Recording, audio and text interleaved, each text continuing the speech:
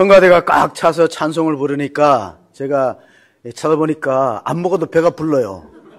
그렇다고 저 정심 안 주면 안 됩니다.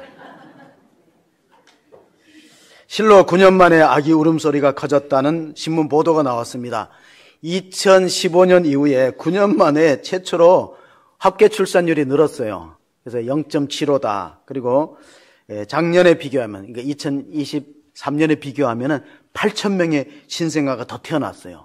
그것은 우리 정부가 끊임없이 출산 장려 대책을 한 것도 있고, 막대한 지원도 있고, 코로나 때 결혼을 미룬 사람들이 있어요. 코로나 3년 동안 결혼을 미루다 결혼해서 또 아이가 생겨서 이렇게 좋은 기쁜 소식이 있다는 그 사실을 알려드리고, 지금은 신문을 보면 자꾸 어둡고 무거운 소식밖에 없는데 참 기쁜 소식인데, 그런데도 불구하고 OECD 국가 경제개발협력기구 평균 1.5명에는 절반이에요. 그러니까 앞으로 더 많이 아이를 낳아야 된다는 걸 알려주고 있습니다. 하나님이 인간을 지으시고 최초로 한 축복된 명령이 뭘까요? 그러니까 우리 창세기를 보면 하나님은 이 세상을 지을 때 무엇을 염두로 두고 지었냐면 마지막 날에 인간을 지으실 것을 염두로 두고 창조하셨다. 우리가 공중의 새라든가 뭐 식물이라든가 이런 모든 것은 우리 인간을 위해서 염두에 두고 창조하시고, 마지막 여섯째는 인간을 지으시고, 최초의 축복이 뭐냐면은 하나님의 최초의 축복된 명령이 창세기 1장 27절 28절에 있습니다. 하나님이 자기 형상 곧 하나님의 형상대로 사람을 창조하시되 남자와 여자를 창조하시고, 하나님이 그들에게 복을 주시며 하나님이 그들에게 이르시되 생육하고 번성하여 땅에 충만하라. 땅을 정복하라. 바다의 물고기와 하늘의 새와 땅에 움직이는 모든 생물을 다스리라 하시니라. 자, 하나님의 최초의 아담과 하와는 하나님이 직접 흙으로 빚어서 지었지만 그 다음에 후손은요, 하나님이 직접 만들지 않아요. 누구를 통해서? 사람을 통해서 후손을 퍼뜨리니까 생육하고 번성하고 땅에 충만하라. 자녀를 낳는 축복을 명령하신 거예요. 그래서 우리가 자녀를 낳았다는 것은 어떻게 보면 하나님의 창조 행위를 닮아가는 모습이다고 표현해도 과언이 아닙니다. 그래서 우리가 지금도 우리 할아버지 할머니들 카톡을 보세요. 휴대폰을 보면 대개 누구 사진이 많이 들어있어요? 손자 손녀 사진이 많이 들어있어요. 그래서 이제는 뭐 손자 손녀 자랑하려면 돈 내고 자랑하다, 뭐 그런 말까지 생겨나게 됩니다. 잠언서 17장 6절에 보면은 이런 말씀이 있습니다. 손자는 노인의 면류관이요 아비는 자식의 영환이라. 그렇습니다. 손자는 노인의 면류관이에요. 이동원 목사님이 지구촌 교회를 은퇴하고 원로 목사님인데 아들을 잃었어요. 대장암으로. 공부도 잘하고 로스쿨을 수석으로 졸업했어요. 그러니까 머리가 좋고 정말 출세해서 로스쿨을 수석으로 졸업할 정도로 뛰어난 아들이 대장암으로 결국 세상을 떠나고 손자가 남아있어요. 손자를 향한 시를 썼어요. 손자, 또 하나의 자식, 그러나 책임을 느낄 필요가 없는 자식, 그래서 부담 없이 간조가 가능한 자식, 그래서 더 티 없는 사랑이 가능한 자식. 여러분, 아름답다가 영어로 뭐예요?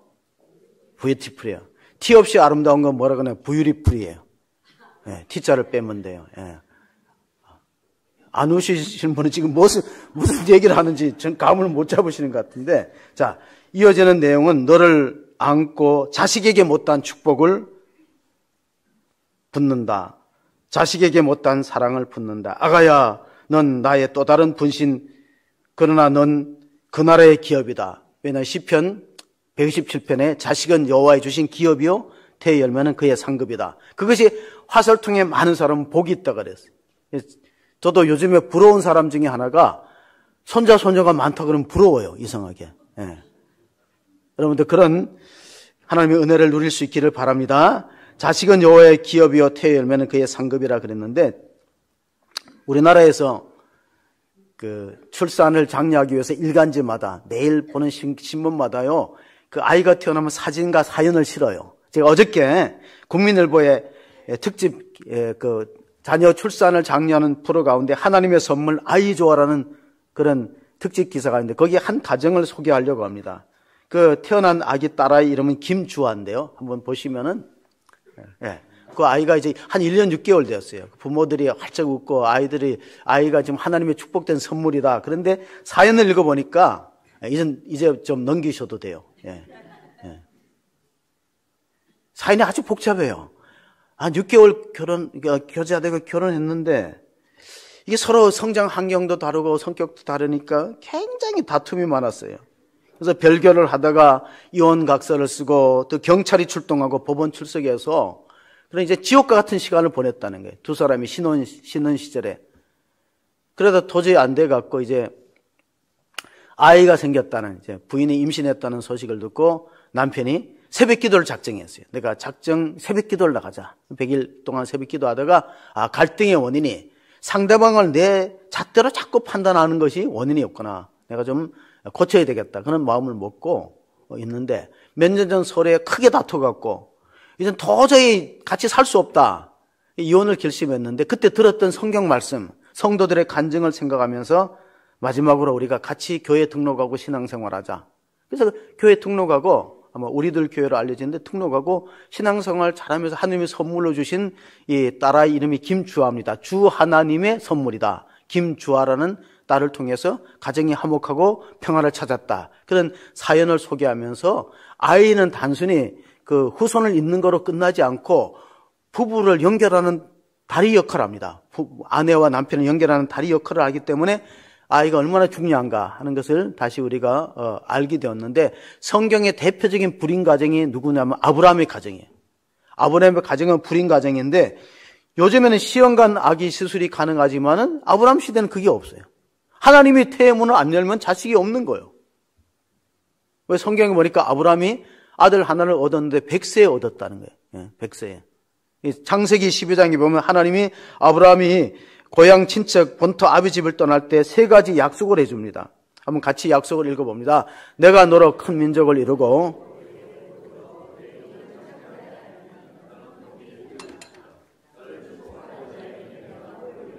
너를 저주하는 자에게는 내가 저주하리니 땅의 모든 족속이 너로 말미암아 복을 얻을 것이라 하신지라. 이에 아브라함이 여호와의 말씀을 따라갔고 롯도 그와 함께 갔으면 아브라함이 하란을 떠날 때 75세였더라. 여러분 75세면은요 변화를 두려워하는 나이입니다. 그런데 아브라함의 믿음은 순종하는 믿음이야.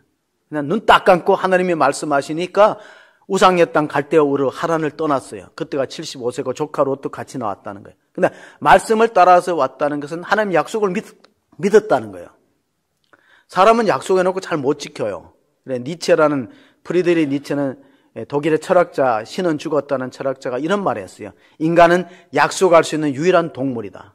근데 약속을 또 잘 파기하고 못 지키는 경우도 많이 있습니다. 그런데 하나님의 약속은 절대로 변하지 않아서 내가 너로 큰 민족을 이룬다는 약속은 이루어졌는데 문제는 우리가 그 약속을 믿지 못하고 자꾸 의심하고 인간적인 방법으로 자녀를 만들었는데 그게 누구냐면 이스마엘이라는 자식입니다. 오늘 갈라디아서는 그런 이스마엘을 육체를 따라 난 자라. 그리고 이삭은 약속을 따라 하나님의 약속을 따라 나서 태어난 아들이라고 구분짓고 있습니다. 창세기 16장을 한번 읽어보시겠습니다. 16장 1절 2절 아브라함의 아내 사라는 출산하지 못하였고 그에게 한 여종이 있으니 애굽 사람이요 이름은 하갈이라. 사레가 아브라함에게 이르되 여호와께서 내 출산을 허락하지 아니하셨으니 원하건대 내 여종에게 들어가라. 내가 혹 그로 말미암아 자녀를 얻을까 하노라 하매 아브라함이 사레의 말을 들으니라. 자, 해석하면 이렇습니다. 아브라함은 나이가 점점 많아가는데 자식이 없어요. 그리고 아내 사레도 이제 늙어서 출산할 능력이 없기 전에 그러면 애굽의 종으로 있는 하갈을 통해서 후사를 얻자. 그래서 하갈에게 들어가라. 그렇게 명령했는데 남자들이 아내 말을 잘 안 들어도 이런 건 잘 들어요. 예. 그래서 얻어진 아들이 누구라고요? 이스마엘이에요. 근데 이스마엘은 그 집안의 갈등의 씨앗이 되고 있어요. 왜냐하면 나중에 이제 이삭이 태어나니까 이스마엘이 나이가 이삭보다가 13살 많아요. 그러니까 자꾸 핍박하고 이러니까 그리고 또 이제 하갈이 자식을 갖고부터는 자기 안주인인 이 사라를 멸시하는 거예요. 이 주인 행세라고 가. 그래서 한 집에 같이 살아남을 수 없어서 헤어지게 되는 것입니다. 우리가 갈라디아서 오늘 본문을 보면은 그 두 가정의 비극에 대해서 말씀해주고 있습니다. 갈라디아서 4장 22절에 기록된 바 아브라함에게 두 아들이 있으니 하나는 여종에게서 하나는 자유 있는 여자에게서 났다 하였으며 여종에게서는 육체를 따라 났고 자유 있는 여자에게는 약속으로 말미암았느니라. 좀 하나님의 약속이 더디더라도 믿고 기다렸으면 이스마엘이 안 태어나요.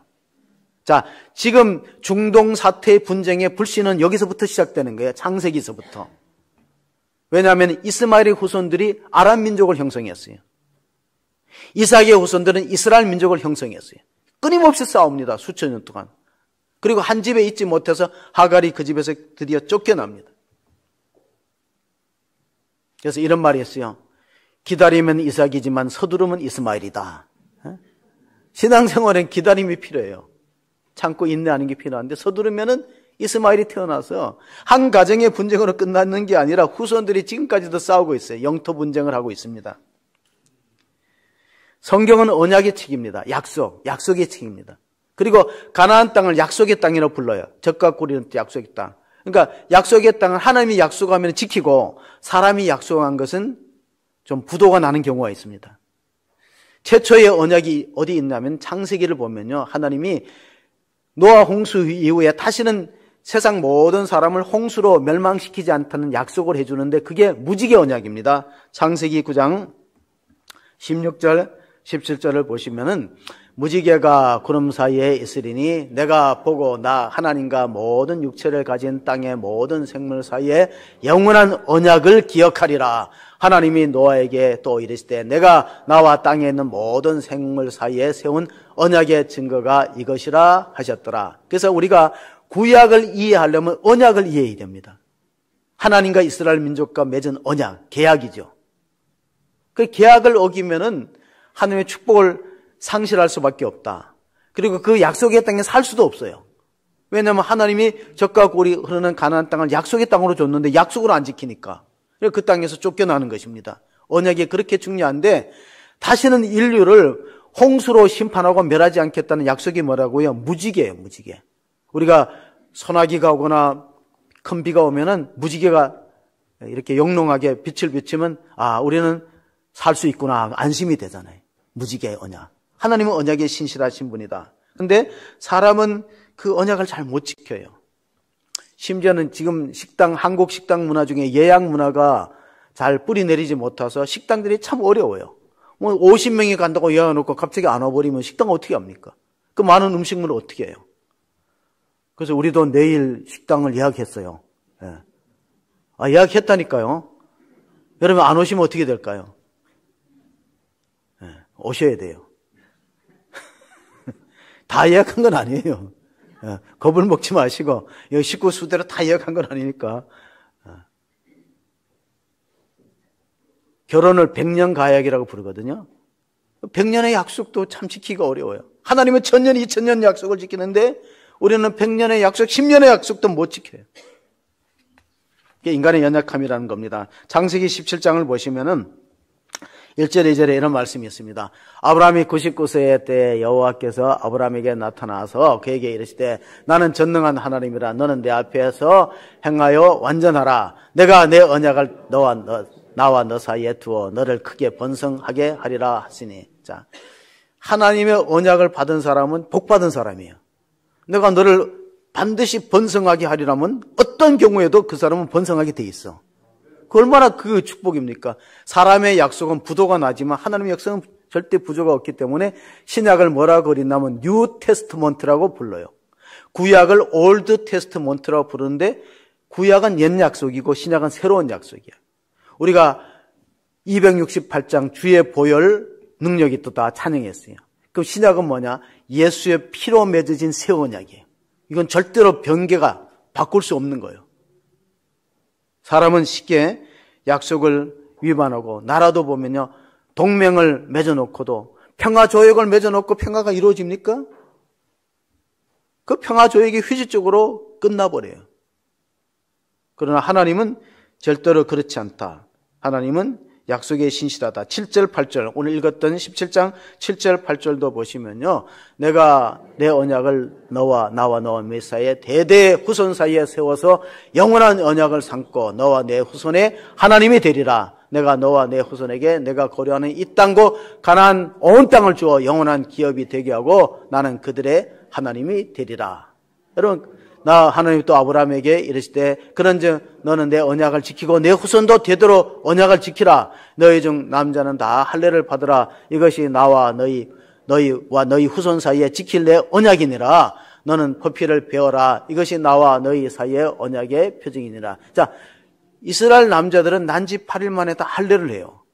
예수님도 난지 8일 만에 했고 사도 바울도 난지 8일 했는데 이거는 모세와 하나님 사이의 언약 관계를 확신이 시켜주는 언약 관계를 살에다 표시하는 거예요. 남성의 표피를 비워갖고 이제 살에다 새겨놓는 거예요. 너는 내 백성이고 나는 너를 책임지는 하나님이다 하는 약속입니다.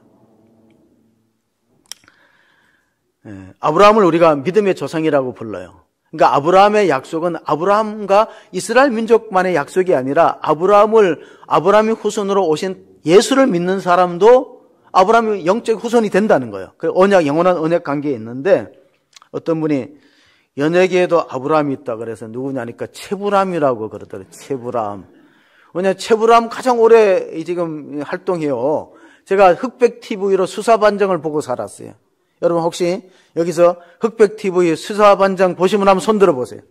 예, 여기도 있네, 성가대도. 수사반장의 반원들 다 죽었어요. 예, 김모 씨라든가 조모 씨, 뚱뚱한 체격 같은 다 죽었어. 반원들은 다 죽고 누구만 살았어? 반장만 살아있어요. 그러니까 연예계 아브라함이지, 체브람. 예. 아브라함은 175세까지 살았어요. 그러니까 100세에 아들을 낳아도 되는 거예요. 175세 가운데. 여러분들 그런 축복이 있기를 바랍니다. 아무도 아멘 안 해. 자신이 없는 거예요.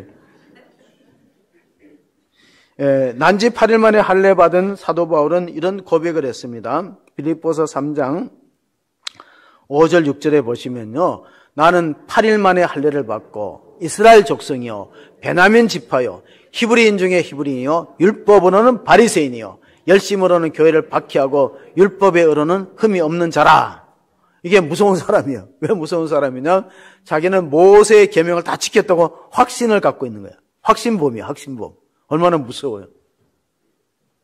그러니까 교회를 앞장서서 핍박하는 거예요. 근데 그가 부활하신 주님을 다메섹, 그러니까 시리아의 수도였던 다마스커스에서 부활한 주님을 만났어요. 그리고 자기 모습을 보니까 자기 율법을 다 지킨 게 아니라 그냥 껍데기만 형식만 지켰구나. 율법의 핵심은 사랑이거든요. 사랑은 율법의 완성이라는 걸 깨닫지 못했던 거예요. 그래서 우리가 갈라디아서로 다시 돌아오면요.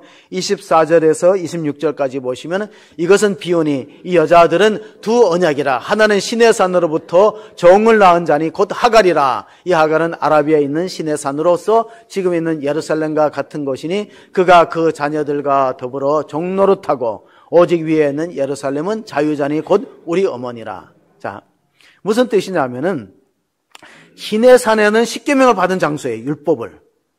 그리고 예루살렘은 시온산에 서 있어요. 그건 하나님의 은혜를 경험하는 장소예요. 다르다는 거예요. 여러분, 율법을 지켜서 구원받으려면 얼마나 힘들겠어요. 율법은 멍해가 되는 거예요. 이스라엘 민족들에게. 종교적인 멍해가 되는 거예요.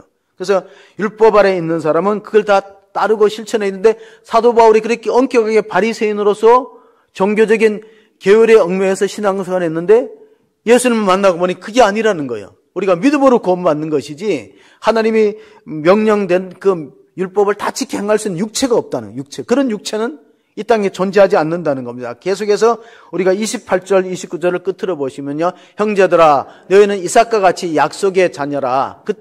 그러나 그때 육체를 따라 난 자가 성령으로 따라 난 자를 박해한 것 같이 이제도 그러하도다. 자, 바울이 자기가 고백하는 거예요. 그게 뭐냐면 교회를 박해했거든요. 자기는 육체를 따라 나서 율법의 아들이었어요. 근데 가만히 보니까 성령으로 난 자들을 내가 그렇게 핍박했구나 하는 걸 깨달은 것이죠. 마치 이스마엘이 이삭을 고통스럽게 하고 동생을 핍박했듯이 오늘날도 그런 일들이 일어나기 때문에 어떻게 보면은 전도는 밖에서 방해를 받는 게 아니에요. 우리가 교회가 부흥 안 된다. 그럼 밖에 문제라 생각하지 아니에요. 초대교회는 얼마나 많은 박해를 받았습니까? 우리 내부에 문제가 있다는 걸 아시고 우리가 정말로 하나님의 은혜 속에서 살아가는 약속의 자녀인가 아니면 율법의 명예를 따라서 육체의 자녀인가 이렇게 구분할 필요가 있습니다. 나의 신앙의 정체성을 아이덴티티를 살펴볼 필요가 있습니다. 그래서 시온, 예루살렘을 대표하는 것은 이삭의 계열들입니다. 믿음의 자녀들. 그리고 하갈을 대표하는 이스마엘의 자녀들은요, 육체를 따라서 낳기 때문에 율법의 멍에 속에 허덕이는 사람들이에요. 그걸 잘 구분하기 위했는데, 초대의 교부 가운데 터툴리안이 이런 말을 했어요. 아테네와 예루살렘에 무슨 상관이 있는가? 아테네는 철학의 도시거든요. 인간의 이성의 가치를 존중하는. 그러나 예루살렘은 신앙의 도성이에요. 관계가 없다는 거예요. 나는 불합리함으로 믿는다 하는 그런 선언까지 했어요. 터툴리안은 나는 불합리하기 때문에 믿는다. 우리가 이성적으로 따져서 내가 잃어버리니까 과학적으로 맞아서 믿는 게 아니라 하나님 말씀하시고 약속했기 때문에 내가 믿음에 그 믿음이 복이 되는 거. 그 아브라함이 대표적인 사람입니다. 그리고 터툴리안이 했던 중요한 말 중에 하나가 순교자의 피는 교회 성장의 씨앗이다. 그런 말을 해줬어요. 순교자의 피가. 자, 오늘 이제 3.1절 기념 예배로 드리기 때문에 자유는 공짜로 오지 않아요. 뭔가 우리 선조들이 자유를 외치다가 희생당하고 피를 흘렸기 때문에 자유라는 것이 후손들에게 주어지는 것이지 저절로 오지 않는 거예요. 자유는. 그래서 갈라디아서를 읽어보면 이 갈라디아서 5장에 보면 이런 말씀이 있어요. 그리스도께서 우리를 자유롭게 하려고 자유를 주셨으니 그러므로 굳건하게 서서 다시는 종의 멍에를 매지 말라. 이 종의 멍에는 여기서는 본문을 통해서 보면 율법의 멍에예요. 그런데 우리가 율법으로부터 자유로워지려면 예수님이 희생되니까요. 예수님이 십자가에서 죄 없이 죽어서 그 거룩한 피를 흘려 그 보혈의 공로로 우리가 제사함을 받고 하나님의 자녀가 되는 은총을 얻게 되었으니 이게 바로 그리스도께서 자유를 주신 것과 같다. 그 말씀이었습니다. 로마서와 갈라디아서는 교리서입니다. 교리서신이야. 사도 바울이 썼던 교리서서. 그리고 로마서는 종교개혁을 일으키게 된 원동력을 제공한 책이다. 로마서 1장 16절에 하나님의 의가 모든 믿는 자에게 차별이 없이 이루어지니 오직 의인은 믿음으로 말미암아 살리라. 복음에는 하나님의 의가 나타났다는 건 뭡니까? 의는 두 가지가 있어요. 하나는 인간의 의가 있고 하나는 하나님의 의가 있어요. 율법은 인간의 의를 통해서 구원을 이루고자 하는 몸부림이고 노력이라면은 복음은 반대라는 거예요. 하나님의 의가 나타나서 예수님이 너의 죄를 위해서 십자가 죽었으니까 이제 율법의 멍에를 벗어버리고 예수를 믿음으로써 자유함을 얻는다. 이런 선언이 갈라디아서 5장 1절의 내용이에요. 그래서 어떻게 보면 갈라디아서는 그리스도인들의 자유의 선언문만 같아. 자유의 선언문과 같아. 이렇게 볼 수 있습니다. 그리스의 민주 정치가 페리클리스는 행복은 자유에서 오고 자유는 용기에서 온다 그러면 우리 젊은이들이 꼭 들어보세요. 행복은 자유로울 때 행복한 거야. 행복은 자유에서 오고 자유는 용기가 있어야 돼. 용기가 없는 사람은 자유를 못 누리는 거예요. 그래서 우리 선조들이 3.1 운동을 했잖아요. 106년 전에. 1919년 탁골 공원을 중심으로 해서 기미 3회 만세 운동을 일으켰는데 그때 우리나라 인구가 어느냐? 2천만이에요. 그러면 3.1 만세 운동에 몇 명이 참여해요? 10분의 1이 참석했어요. 2천만 조선 인구 가운데 200만이 만세 운동에 3개월 동안 뭐 지방의 합천이나 이런데 우리가 뭐 유관순 열사라든가 해서 200만이 참여했는데 일본의 통계에 의하면요. 이 석 달 동안에 일제 통계요. 그러니까 우리나라 통계는 더 클 수 있는데 일본 측 추산에 의하면 시위 진압하여 사망 7,500명, 부상이 16,000명, 검거해서 투옥된 사람이 47,000명. 그 일본은 자국의 나라에다가 보도할 때 축소해 보도합니다. 야소교도들이 조선인들이 폭동을 일으켰다. 아사히 신문에. 일본 아사히 신문 1919년에 보도는요. 조선 야소교도들의 폭동이라고 축소했어요. 그러니까 대부분의 크리스찬들이 참여했다는 뜻이죠. 그런데 외신은 달라요. 외신의 여러 가지 이제 그때가 고종황제 출상날이거든요. 그러니까 고종황제 출상날하고 1919년도 3.1 운동은 맞물려 있어요. 원래는 이제 주일날 하려고 하다가 기독교인들이 반대했어요. 주일날은 우리가 예배 드려야 되는데 주일날 만세 운동을 할 수 없다. 그럼 주일 다음 날 피하자. 그래갖고 주일 전날 토요일날 3월 1일 만세 운동을 했는데 그때 외신 보도는 달라요. 워싱턴 포스트지를 한번 보겠습니다. 신문 한번 띄워. 이게 저 위에 보면 더 워싱턴 포스트지예요. 거기 보면 하얀 그런 박스친데 뭐냐면 걸스 핸드 컷 오프입니다. 내용은 우리가 작은 글씨니까 읽을 수 없는데 이렇습니다. 외신의 보도에 의하면은 만세 운동에 10대들이 참여했다는 거예요. 그래서 독립선언사와 태극기를 두고 만세운동하니까 일본의 헌병이 칼을 들어서 그 오른손을 잘랐어요. 왼손으로 옮겨서 독립선언문을 들고 있으니까 왼손마저 잘랐어요. 마지막은 그 소녀가 태극기를 입으로 물었을 때 목을 잘랐어요. 그 보도가 워싱턴 포스트에 나간 거예요. 그래서 제목이 뭐냐면 걸스 앤드 컷오프라고 나와 있는 거예요. 엄청난 박해가 있어요. 총을 쐈는데 사람들이 계속 태극기 들고 물밀듯이 밀려들으니까 나중에 칼을 들어서 7,500명이 죽고 일본 측 추산이에요. 어저께 이제 우리 여의도나 광화문에 많은 사람이 모였잖아요. 그러니까 이제 언론이 공정하게 보도했는지는 모르겠어요. 왜곡하고 축소하는 경우가 많지. 일본도 마찬가지. 조선인들, 특별히 야소교인들이 폭동을 일으켰지 큰 문제가 아니다고 축소했지만 외신들은 지금 어떻게 보도하냐면 K 시위의 모범적인 사례다. 아시아 역사에 큰 영향을 미칠 평화적인 시위가 3.1 만세 운동이었다고 평가하고 있어요. 오늘의 우리가 어떤 결정을 하느냐에 따라서 다음 세대에 많은 영향을 미치기 때문에 우리의 신앙을 다시 한번 돌이켜서 우리 선조들은 이 자유로운 대한민국을 위해서 얼마나 많은 목숨을 희생시키고 헌신했는가를 보면요. 우리가 정말 정신 차리고 기도하지 않을 수 없는 시대에 우리가 와 있다. 지금 한국의 정세는 그렇습니다. 이 혼란을 어떻게 잘 수습하고 극복하는가. 예수님께서 요한복음 8장 32절 34절에 이런 말씀을 하셨습니다. 진리를 알지니 진리가 너희를 자유롭게 하리라. 그들이 대답하되 우리가 아브라함의 자손이라 남의 종이 된 적이 없거늘 어찌하여 우리가 자유롭게 되리라 하느냐. 예수께서 대답하시되 진실로 진실로 너희는 죄를 범하는 자마다 죄의 종이라는 말씀이었습니다. 여러분, 오늘 갈라디아서의 중심 주제는 율법이 우리를 구원시키느냐 하나님의 은혜가 우리를 구원으로 이끌어가느냐는 주제예요. 율법이냐 은혜냐. 거기에 대해서 MRT안이라는 유명한 방송 설계자, 오늘의 양식을 편집했던 방송 설계자가 11가지로 구분했어요. 11가지를 다 소개시켜 드릴 수는 없지만은요, MRT안이 썼던 율법이냐 은혜에 보면요, 율법은 이것을 하라 하는 명령이고, 은혜는 주님이 다 이루셨다. 빚을 갚으라는, 율법은 우리에게 빚을 갚으라고 독촉합니다. 그러나 예수님 십자가에 죽으시면서 다 이루었다는 것은 우리의 죄의 문제를 해결했다는 복음의 선언이고 은혜라는 거예요. 자, 그리고 율법은 돌에다 새겼어요. 십계명은 돌에다 새겼죠. 은혜는 어디 새기나? 은혜는 여러분의 마음에 새기는 걸 믿으시기 바랍니다. 하나님의 은혜는 마음에 새겨지는 거예요. 그리고 율법은 누구로부터 왔냐면 모세로부터 주어진 것이. 은혜는 예수 그리스도로 왔다. 나중에 이제 요한복음을 읽으면 분명하게 드러납니다. 또한 율법은 우리를 속박합니다. 그러나 은혜는 우리를 자유롭게 만들어요. 율법은 못 지키면 죄책감이 들고 지키면 교만해집니다. 율법은 지키면 자만심에 사로잡히고 교만해지고 못 지키면 죄책감에 사로잡힙니다.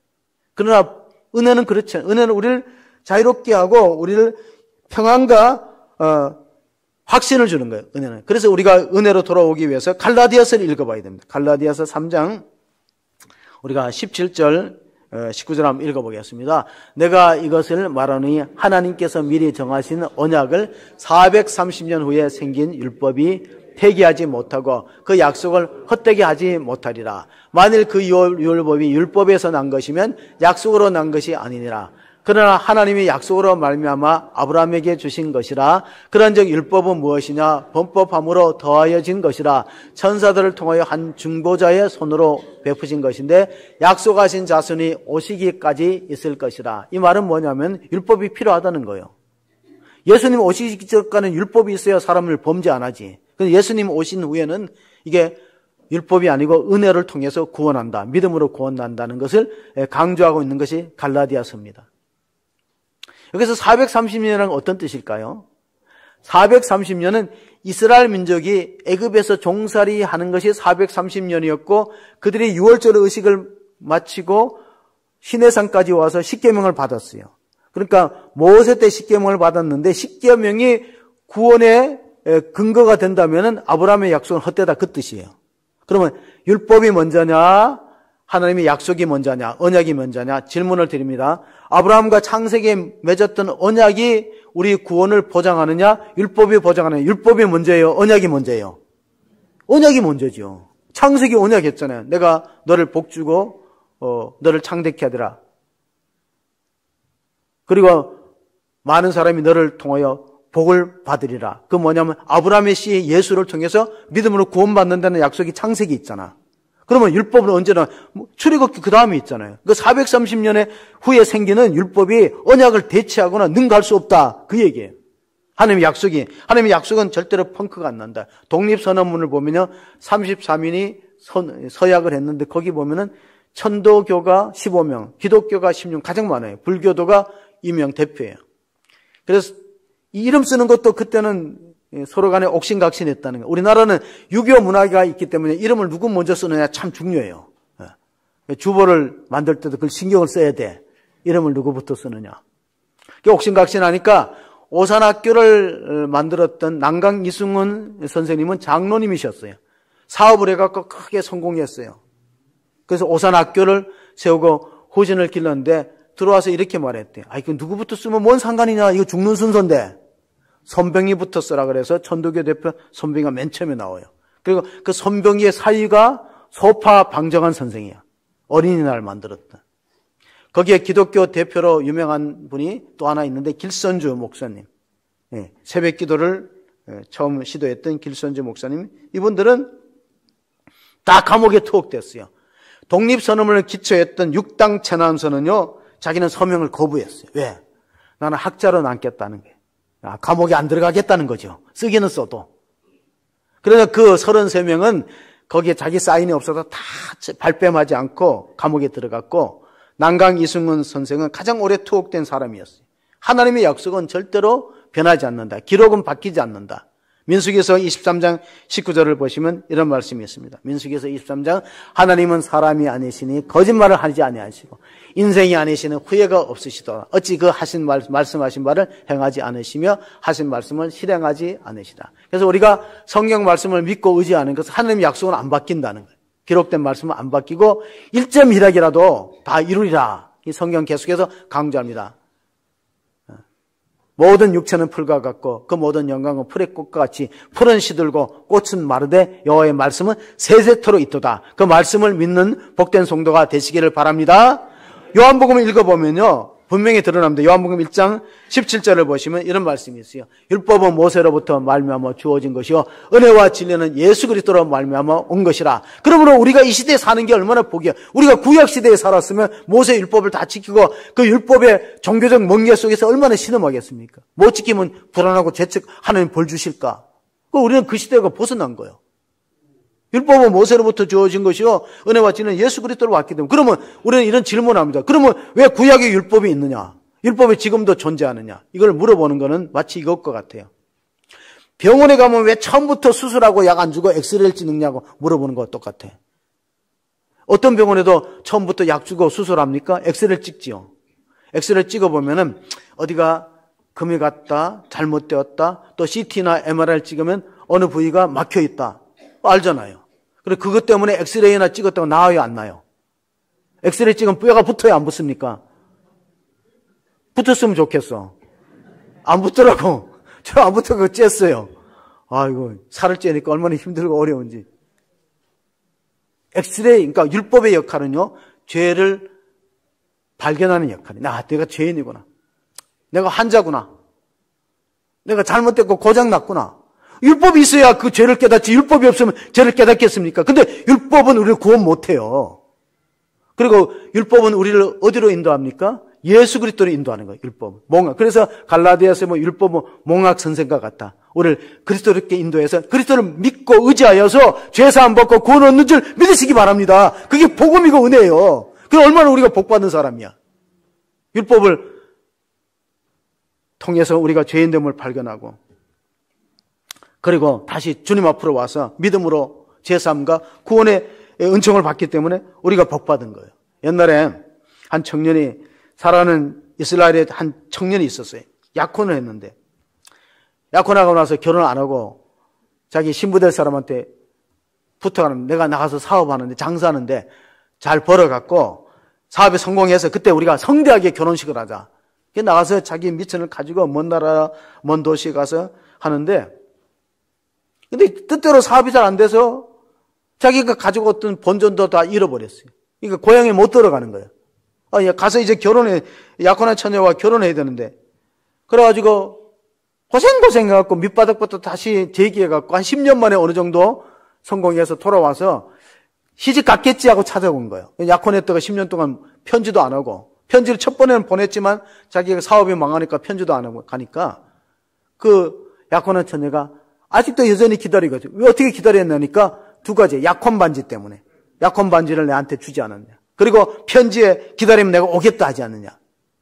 그걸 믿은 거예요. 그래서 그 남편 되는 사람이 너무 고마워서 그 처녀와 결혼해서 행복하게 살았다. 물론 옛날 얘기지만. 우리가 탕자에 보면은 누가복음 15장의 탕자의 비유를 한번 보세요. 아들이 이르되 아버지 내가 하늘과 아버지께 죄를 지었사오니 지금부터는 아버지의 아들의 일컬음을 감당하지 못하겠나이다 하나 아버지는 종들에게 이르되 제일 좋은 옷을 내어다가 입히고 손에 가락지를 끼우고 발에 신을 신기라. 그리고 살찐 종아지를 끌어다가 잡으라. 우리가 먹고 즐기자. 둘째 아들이 이 약혼한 남자가 돈 벌러 가는 것과 똑같이 성공하려고 아버지 재산을 다 미리 달라고 부려자식이에요. 아버지 유산을 미리 당겨갖고 가지고 망했어요. 거짓골이 되어서 돌아오니까 배가 너무 고파서 돌아온 거예요. 그러니 여기 객지에 있다 보면은 돼지가 먹는 지엽나무 열매조차 배불리 못 먹고 굶어 죽으니까 그냥 집에 가서 나는 아들 자격을 잃었다. 그러니까 이 집에 일하는 일꾼, 품꾼의 하나로 여기고 일당을 달라고 왔는데 아버지가 아들을 끌어안고 제일 좋은 옷을 입히고 손에 가락지를 끼워. 가락지는 뭡니까? 언약의 징표예요. 너는 내 아들이라는 지위를 회복하는 거예요. 너는 여전히 내 아들이다. 죄를 지었어도. 그리고 살찐 송아지 잡고 잔치를 벌이자. 이렇게 말합니다. 죽었던 아들이 돌아왔고 잃었던 아들을 찾았으니 당연히 잔치해야지. 근데 그 잔치하는 자리에 안 들어오고 기분 나빠갖고 서성이는 사람이 누구예요? 그게 형이야, 형. 맏아들. 그 맏아들이 율법의 아들이에요. 율법의 아들. 나는 아버지의 명을 하나도 안 어겼다. 속으로는 아버지가 빨리 죽기를 바라면서. 그 율법의 아들이에요. 그리고 탕자는 은혜의 아들이에요. 은혜의 아들. 여러분의 신앙은 어디에 속합니까? 한번 질문해 보시기 바랍니다. 나는 한 번도 하나님의 명을 어기지 않고 하나님의 계명을 따라 살았다고 자부심을 갖는 유대인들이 그래서 첫째 아들은 유대인이라는 얘기예요. 유대인. 둘째 아들은 이방인이에요. 율법도 없이 살다가 예수 그리스도의 은혜를 통해서 죄사함을 얻고 구원받았기 때문에 우리가 부를 찬송가 보면은 내 주와 맺은 언약은 영불변하오니 그 나라 이를 때까지 늘 보호해달라는 그런 찬송가 우리가 이제 부를 건데 내 주와 맺은 언약은 변하지 않는 거예요. 우리가 바뀌고 우리가 배반하고 우리가 떠나는 거지. 하나님의 약속은 절대로 변하지 않기 때문에 우리가 예배 드리는 것도 하나님과 약속을 지키는 거예요. 왜 이렇게 사람들이 약속을 잘 안 지켜? 하나님과 우리가 제사로 언약을 맺은 백성이다. 시편 50편 5절에 아삽의 기도를 보면 이런 말씀이 있습니다. 이르시되 나의 성도들 내 앞에 모으라. 그들은 제사로 나와 언약한 이들이나 하시도다. 우리가 주일 예배 드리는 것은 하나님과 약속이라는 겁니다. 식당하고 약속해놓고 안 가면은 식당 주인이 얼마나 하나님과 약속해놓고 안 보이면요. 하나님 마음이 아프시겠죠. 은혜 받는 사람, 복 받는 사람은 따로 있어. 어떤 사람이 은혜 받고 복 받을까요? 은혜 받은 자리를 잘 찾아서 오는 사람이 은혜 받고 복 받아. 근데 은혜 받는 자리를 기가 막히게 피하는 사람들이 있어요. 부흥회를 한다면 일부러 안 나와. 은혜 받을까 봐. 왜? 은혜 받으면 헌신해야 되거든. 그래서 그게 싫은 거야. 은혜 받기 싫은 거야. 불행한 사람이야. 복 못 받는 사람이야. 어떤 사람이 은혜 받을까요? 히브리서 4장 16절을 끝으로 봅니다. 어떤 사람이 은혜 받을까요? 그러므로 우리는 긍휼하심을 받고 때를 따라도 없는 은혜를 얻기 위하여 은혜의 보좌 앞에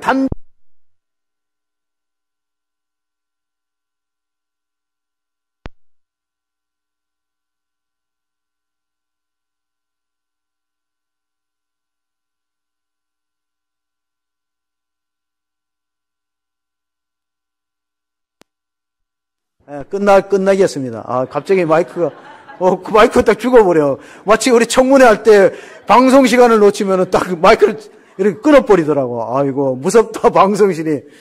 끝나겠습니다. 자, 은혜의 보좌 앞에 담대히 나가서 우리가 은혜 받는 자리에 우리가 사도행전을 읽어보니까요. 예수님이 부활하실 때 500명이 일시에 목격했다. 고린도서 15장에 나오거든요. 고린도서 15장에 예수님의 부활을 500명이 일시에 목격했다는데 예수님의 약속하신 명령대로 예루살렘을 떠나지 말고 아버지께서 약속하신 것을 기다리다. 너희가 몇 날이 못 돼서 성령으로 세례를 받는다는데 380명은 다 도망가고 120명이 받았어요. 120명이 성령 받고 방언 터지고 쓰임 받았어요. 여러분이 은혜를 사모하는 자리에 나와서 우리와 우리 후손들이 복되게 살아가기 위해서 하나님의 언약에 신실한 주의 자녀들 다 되시기를 주님의 이름으로 축복합니다. 하나님 아버지 감사합니다. 하나님은 언약에 신실한 신분이고 아브라함과 맺은 언약을 끝까지 지켜주었지만은 우리는 그 언약을 잊어버릴 때도 있고 지키지 못할 때가 있습니다. 이제 우리가 마지막으로 세운 새 언약의 중보는 예수 그리스도께서 우리 죄를 위해서 피 흘리시고 우리에게 제사함을 약속해 주시고 하나님의 자녀로 영원한 나라를 유업으로 주시겠다고 했습니다. 하나님, 우리는 이스마엘을 따라 태어난 육체의 자녀가 아니라 이삭의 후손을 따라서 태어난 영적으로 아브라함의 후손임을 믿고 의지하고 하나님 앞에 예배하는 자로서 약속을 신실하게 지키며 하나님의 은혜와 평강을 맛볼 수 있는 복된 가정 되도록 주님 축복하시고 은혜 베풀어 주옵소서. 우리 구주 예수 그리스도의 이름으로 기도합나이다. 아멘.